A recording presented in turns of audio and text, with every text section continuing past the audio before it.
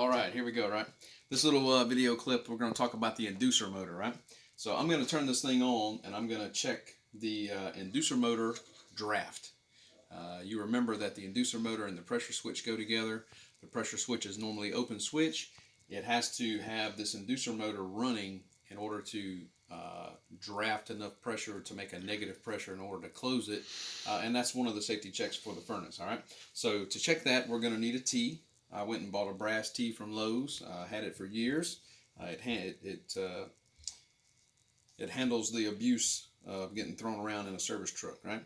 So I'm going to have my manometer hooked up here, right, into the T. And what I'm going to do is I'm going to disconnect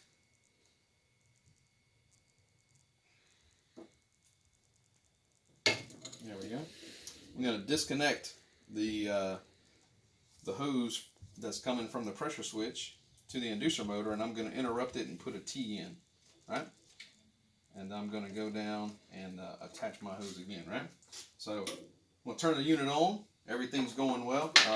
We forgot one thing. We forgot the door switch, right? If you ever find a magnet that's strong enough, I've got this magnet from when I used to put in UV lights to help with some of the units and their mold growth and stuff like that. I've got a magnet that I'm just going to put over our door switch, right? I'm just going to hold it there, and that way I can have the service cover off and still keep the door switch closed, right? Over at the thermostat, I'm going to turn it on.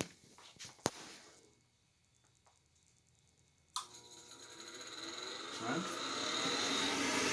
And we're going to start running, right? I'm going to turn my manometer on, zero it out, then I'm going to attach it. Can you maneuver to see that?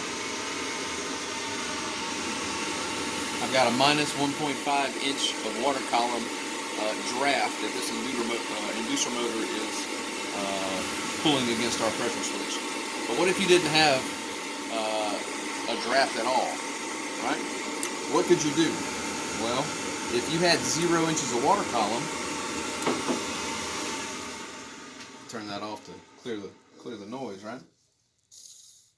If you had 0 inches of water column, we talked about the fact that your inducer motor may have lost its blades. It may have rusted off, and you may have a problem with the blower wheel inside, right? And I'm going to walk you through this because on a downflow unit, it's a little bit different than your normal side or upflow units, right? So one thing you could do before you start the disassembly, okay, take your T off, right? Go get your Allen keys and get the smallest one that you have. It's about the size of a thermostat wire. So I've got this small Allen key, which I use for nothing, right? And if you remember, on a lot of these inducer motors, there's this little opening